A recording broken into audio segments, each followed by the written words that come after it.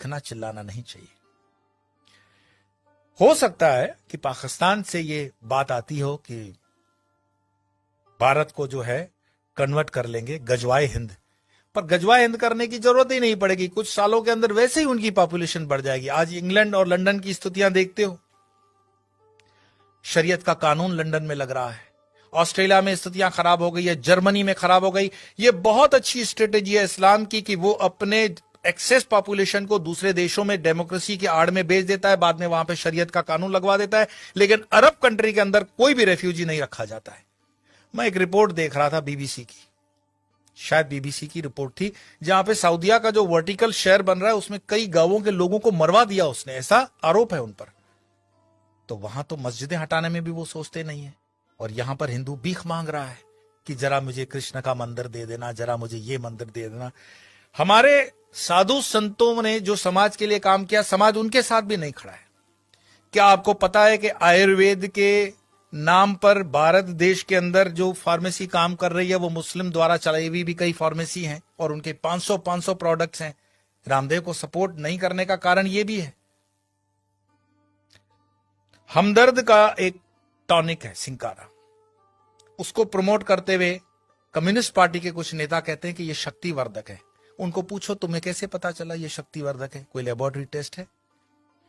Allopathy के comparison में जो रामदेव बाबा को कहा गया था कोरोना के कंपैरिजन में, वो चीजें सब पर लागू होनी चाहिए। क्या आपको पता है सोनू निगम जैसा कलाकार जो पिछले कई सालों से फिल्म इंडस्ट्री के अंदर बेहतरीन आवाज दे रहा है, उसने जब खुले से कहा कि इस अजान के कारण मुझे तकलीफ होती है, इंडस्ट्री में उसको काम मिलना कम हो गया, क्योंकि बॉलीवुड की इंडस्ट्री आज भी इस्लामिक फंडामेंटलिस्टों द्वारा डोमिनेट है।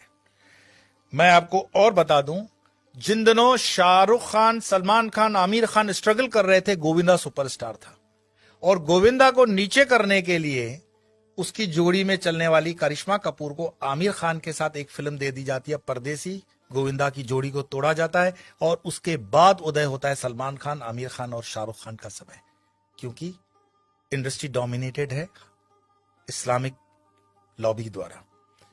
ऐसे कई मैं आपको उदाहरण दे सकता हूं, लेकिन मुख्य बात क्या है? क्या हमारे हिंदुस्तान में सारे मुसलमान खराब हैं? यह कहने का अर्थ नहीं है। हमारे हिंदुस्तान के अंदर आजम जी, प्रेम जी जैसे भी इंडस्ट्रियलिस्ट हैं विप्रो के, उन पर आरोप भले लगे कि वो मुसलमानों के हितों की ज्यादा सोचते हैं, हिंदुओं की नहीं, पर मैं इस पे नहीं जाऊंगा। परंतु यहां मुसलमान न सिर्फ बढ़ रहे हैं, सुख संपन्नता के साथ बढ़ रहे हैं, ऐसा उस रिपोर्ट में कहा गया है। तो दुखी कौन हो रहा है? दुखी हो रहा है हिंदू। हिंदू क्यों दुखी हो रहा है? क्योंकि वो कर्महीन होकर के जीना चाहता है, और बेवजह की फालतू चीजों में वो अटका हुआ है। अपनी ना तो वो स्किल को डेवलप कर पा रहा है, और अपने हर छोटे छोटे उद्योग को छोड़ता जा रहा है। आज जब हम अपने आश्रम का भी काम करवाते हैं तो लेबर ढूंढने में हमें तकलीफ पड़ जाती है। देश के अंदर कोई बेरोजगारी प्राइवेट सेक्टर में नहीं है, लेकिन कोई रबिश होते हैं जर्नलिस्ट जो अपना खीसा गर्म करने के लिए, जनता को गुमराह करने के लिए अलग अलग रिपोर्ट्स देते हैं। देश के अंदर आज भी उतना ही रोजगार है, अगर युवान ठान ले तो बहुत कुछ कर सकता है, लेकिन जो आप जगह खाली करते हो वो दूसरा आता है। गुजरात के हाईवेज पे एक पूरी होटल्स की चेन है, वो चेन चलाते हैं चेलियास कम्युनिटी के लोग। चेलियास मुस्लिम कम्युनिटी है, और उनकी इतनी यूनियन होती है कि उसमें दूसरा कोई होटल नहीं खोल सकता हिंदू। मैं पूरे गुजरात हाईवे की बात कर रहा हूं, नेशनल हाईवे नंबर 8। साल में सिर्फ 2-3 दिन ये होटलें बंद होती हैं। आपकी ताकत नहीं है कि इस इलाके में कुछ काम कर सको, और उनके होटलों के नाम जो रखे जाते हैं इतने मिसगाइडिंग होते हैं कि आपको पता भी ना पड़े कि ये हिंदू की है कि मुस्लिम की है। होटल का नाम होता है भारत, नव Gujarat, Tulsi, Kabir, Jai Hind, Sarvodaya, dine in, dine out. किसको पता पड़ रहा है ये इस्लामिक माइंडसेट की होटल है? लेकिन सारे ट्रक ड्राइवर जानते हैं ये अपने वाले की है। लेकिन हिंदू को इतना बुद्धि नहीं होता कि ये किस होटल में जा रहा है, क्या खा रहा है, क्योंकि जीवन भर हमने हलाल खाने के लिए ठेका ले रखा है। हिंदू को इतना स्वाभिमान नहीं है कि वो कह दे कि जो मैं खान पान खाता हूं तो मेरे प्रोडक्ट पर तुम लोग सात्विक, राजसिक या तामसिक का लेबल लगाओ। भाई सात्विक है तो उसको ऑरेंज कर दो, राजसिक है तो उसको लाल कर दो, तामसिक है तो उसको काला कर दो, वेजिटेरियन का ग्रीन तो है ही। हर चीज पे हलाल लगा हुआ है, और हलाल का तुम्हें मलाल भी नहीं है। तो कितने में तुम प्याज लहसुन को मत खाओ, लेकिन ये हलाल खाते हुए तुम्हारे बच्चे जो हैं क्या बन रहे हैं? ये जिहाद करने की जरूरत पड़ेगी नहीं उनको।